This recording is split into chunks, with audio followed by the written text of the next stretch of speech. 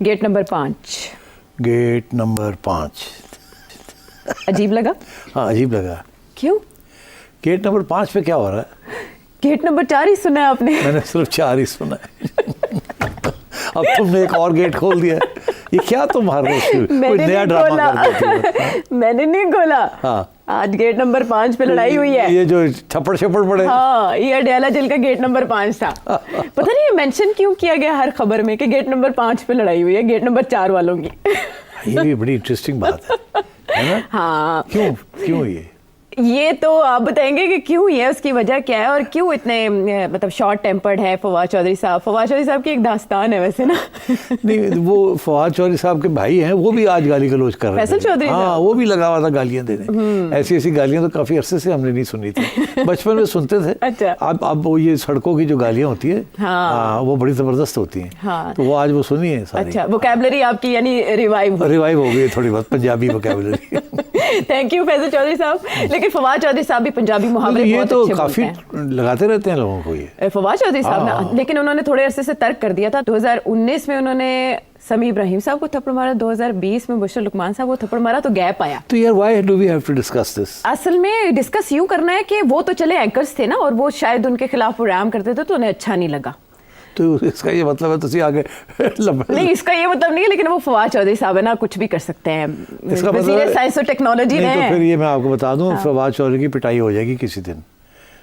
बस ये मेरी एक प्रेडिक्शन है। अच्छा। कि फवाद चौधरी ने किसी ने लम्हा पा देना। हुन तैयार होके आएगा कोई? नहीं, मैं नहीं पता, मगर अगर इस तरह की हरकतें करेंगे तो फिर किसी ने ठोक देना। अच्छा। हाँ, ठुकाई हो जानी।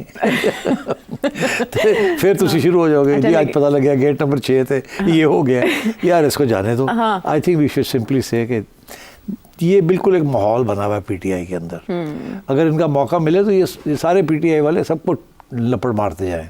That's their attitude. तो Fawad Chaudhry is part of the same culture. तो अब रहने दें इन चीज़ों को। अब ये इसके ऊपर बहस करने की क्या जरूरत है? भाई ये नहीं होना चाहिए। अब तो ज़ाहिर यही कहेंगे कि दिस इज रिडिकुलस। मगर देन सारी जगह पे ऐसी है। तो चले हम जरा लार्जर पिक्चर की तरफ आते हैं, वो है पाक अफगान ताल्लुकात। क्या थैंक यू कहने लगे थे आप मुझे? नहीं, मैं थैंक यू नहीं कहने लगा था। मैं कहने लगा था कि पीटीआई वाले ये चाहते हैं कि हम सारा वक्त खान साहब ही डिस्कस करते रहें और कुछ ना डिस्कस करें, बिकॉज उनके लिए ये बहुत अहम है। और सारा वक्त उनकी तारीफ़ें करते रहें कोई। तो अब ये तो हो नहीं सकता। सारा वक्त उनकी बात करना भी मुनासिब नहीं है। और भी दुनिया है और बहुत से लोग और भी चीज़ सुनना चाहते हैं अपार्ट फ्रॉम इमरान खान। अच्छा, मगर ये अब पीटीआई का एक माहौल है, क्या किया जाए?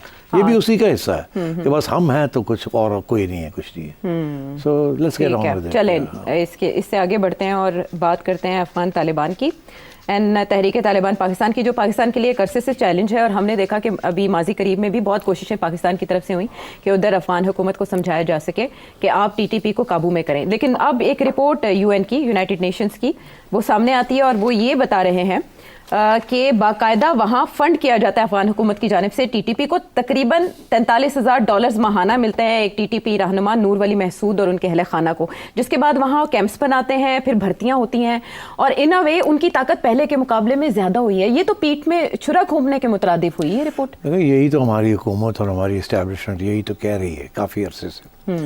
खुल के ही नहीं बात करते, बिकॉज वो नहीं चाहते कि साथ तल्लुकात बहुत ख़राब हो जाए। अच्छा। वो हमेशा कोशिश यही रही है कि इनको समझाया जाए और यही बातचीत बिहाइंड द सीन्स होती है। अभी इंटरनेशनल रिपोर्ट आ गई है, सारी बात सामने कर दी है कि वहाँ फंडिंग भी होती है, ये भी होता है, ये भी होता है। हम तो, हमारी इंटेलिजेंस एजेंसीज को तो पता है सारा कुछ। हम मीडिया वालों को भी हमें पता है वहाँ क्या हो रहा है। मगर अब बात यह है कि now it's in the international arena. पहले हमारी कोई बात नहीं सुनता था, अब यूएन वाले कह रहे हैं। मगर देखिए, मैं समझता हूँ जो मेन स्टेक होल्डर्स है ना अफगानिस्तान में, चाइना हो गया, पाकिस्तान है, इंडिया है, ईरान है, रशिया है, सेंट्रल एशियन रिपब्लिक्स है, all these and including America, सबको पता है वहाँ क्या हो रहा है। ये नहीं है कि इस रिपोर्ट ने कोई ऐसी चीज़ हमें बताई है जो हमें पता नहीं थी। अच्छा। सवाल ये खड़ा होता है कि what are we going to do about it? क्या इस रिपोर्ट के बेसिस के ऊपर हमें कोई ऐसा एक बयानिया बना सकते हैं जो कि इस रिपोर्ट को मजबूत करे? इस रिपोर्ट के बेसिस के ऊपर इंटरनेशनल कम्युनिटी हमारा साथ दे और हम फिर मिल के तालिबान के ऊपर कोई प्रेशर डालें। मगर मुझे लगता है कि वो मुमकिन नहीं है। मुझे ऐसे लगता है लोग बेसिकली दे फॉरगॉटन अफगानिस्तान। अच्छा। और सवाए चाइना के, जो कि वहाँ इस वक्त फिजिकली प्रेजेंट है, हमारे खिलाफ अटैक्स हो रहे जी। हैं, बाकी people are not so interested. अब ये भी जो पुराना था ना कि जी वो ख़वातीन के ऊपर ये हो रहा है और वो भी पीपल आर लूजिंग इंटरेस्ट। और अब जब से ट्रम्प आया अब तो सारा फोकस ही दुनिया का ट्रम्प की तरफ हो गया है। Nobody really cares about what's happening in Afghanistan. तो ये रिपोर्ट का तो फ़ायदा हमें उस वक्त होगा कि अगर हम इस रिपोर्ट को लेके हर जगह पे पहुँचें और इस बयानिया को हम तेज़ करें और लोगों को यकीन दिलाएं कि this is what's happening and we need your help to talk to the Taliban और टू रिस्ट्रेन देम। और मैं समझता हूँ इसमें सबसे अहम रोल चाइना प्ले कर सकता है। और चाइना क्या वो रोल प्ले कर रहा है या नहीं कर रहा है आई डोंट नो, मगर देखिए China is suffering also because of these attacks. और चाइना के इन्वेस्टमेंट्स हैं बनाने जा रहे हैं इन अफगानिस्तान, तो China should be a major player in restraining the Taliban. मगर चाइनीज़ जो पॉलिसी हमेशा ये होती है कि वो मदाखलत नहीं करते, they don't act as go betweens between countries and they also don't intervene in countries. वो अपना काम करते हैं, दे डोंट गिव एडवाइस। तो मेरा ख्याल है कि that is what is lacking at the moment. अगर चाइना को कन्विंस कर लिया जाए कि आप तालिबान को समझाएं तो फिर शायद भी थोड़ी सी बात आगे बढ़े। बट मेरा ख्याल है बिटवीन यू एंड मी, मेरा ख्याल है तालिबान जो हैं वो किसी की बात नहीं सुनेंगे। अच्छा, किसी की बात नहीं सुनेंगे। हाँ, लेकिन उनके तो तर्जुमान ने इस रिपोर्ट को ये बेबुनियाद और प्रोपेगेंडा करार दे दिया है। ये कुछ ममालिक और एजेंसीज की जानिब से एक कोशिश है उनका कहना। तो ये तो जाहिर है यही कहेंगे और उन्होंने क्या कहना है। मगर उनका जो रियल इशू है वो ये नहीं है कि वो पसंद करते हैं TTA को। तो फिर वो किस लिए TTP को मजबूत क्यों कर रहे हैं कि वो पाकिस्तान पे 600 हमले कर रहे हैं? उन्हें डर है कि TTP और इस्लामिक स्टेट जी खुरासान ये मिल ना जाए और तालिबान गवर्नमेंट को ओवरथ्रो न कर दे। उनको ये डर है, ठीक, बिकॉज ये बड़े मिलिटेंट लोग हैं, एक्सट्रीमिस्ट लोग हैं। और ये तालिबान को definitely they can be a threat to the Taliban government, इसलिए वो इनके साथ पंगा नहीं लेते। That's the long and short of it. ठीक है, तो इस रिपोर्ट में जो सिक्योरिटी काउंसिल में पेश की गई है, अब ये नई अमेरिकी हुकूमत कोई दिलचस्पी लेगी अफगानिस्तान के हवाले से? डोनाल्ड ट्रंप के बिल्कुल नहीं लेगी। अमेरिका उस वक्त तक दिलचस्पी नहीं लेगा जब तक उसके मफाद के खिलाफ कुछ ना कुछ होता है। अच्छा। अब तालिबान कुछ ऐसी चीज़ नहीं करेंगे। देखिए अब 9/11 तो हो नहीं सकता, और अगर 9/11 हो गया फिर उस किस्म की कोई चीज़ हो गई, कार्रवाई हो गई जिसके जैसे कहते हैं ना कदम जो है फुटस्टेप्स काबुल की तरफ जाते हैं, फिर अमेरिका फिर से इन्वॉल्व हो जाएगा। मगर अभी ऐसी सूरत हाल है नहीं। कल को IS कुछ कर देती है जी यूरोप में अमेरिका के खिलाफ या अमेरिका के अंदर, और वो क्रेडिट उसकी IS ले लेती है जी, फिर देखिएगा क्या होता है। फिर पहुंचेगा अमेरिका तालिबान के पास और कहेगा कि इनको ख़त्म करना है। हाँ। और वो भी ख़त्म करना है और तावन करें पाकिस्तान के साथ और हमारे साथ, और हम मिलकर इनको ख़त्म करते हैं। फिर तालिबान को सोचना पड़ेगा कि आप किधर खड़े होते हैं वो। ठीक है, तालिबान के अंदर भी तो 2 ग्रुप्स हैं ना जी। एक आपको पता ही है वो हकानी और दूसरा हकानी ग्रुप। हकानी ग्रुप पाकिस्तान में बेस्ड था जी। उनके तलकात हैं हमारी एजेंसियों के साथ, ठीक। वो हमेशा ना नहीं करते, ना हाँ करते हैं, ना करते हैं। वो थोड़ी हद जहाँ तक वो तावन कर सकते हैं वो करते हैं। अच्छा, तो उधर की जो इंटरनल पावर स्ट्रगल है उसके अंदर भी तो ये है ना, कंदहार वाले और काबुल वाले एंड सो ऑन। तो अब वो जो खंजारा साहब है वो तो कंदहार में बैठे हैं, तो ये अंदर की भी इश्यूज चल रहे हैं वहाँ। अच्छा। फिर वहाँ से वो पुराने ज़माने के नॉर्दर्न अलायंस है, ताजिक और उज़्बेक्स है जी, वो भी तो है ना जी। तो अब वो ताजिक उज़्बेक भी इकट्ठे हो रहे हैं किसी, तो तालिबान हुकूमत जो है उनको भी फिक्र है कि ये ना हो कि हम सराउंड हो जाएं। तो मेरा ख्याल है कि थोड़ा सा प्रेशर अगर उनके ऊपर पड़ेगा तो they may turn around and cooperate with Pakistan, but अभी वो प्रेशर आया नहीं है। ठीक है, गिरोहों की बात वहाँ ही नहीं, यहाँ पाकिस्तान में भी तो है कि जाके अफगानिस्तान में बात करनी थी तालिबान से इस इशू पर। अच्छा, बात और तो पता नहीं कितनी दफ़ा की है, कोई फ़र्क नहीं पड़ता उससे।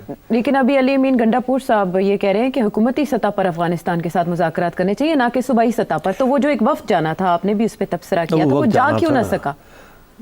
चला जाएगा, कोई फ़ायदा कोई नहीं।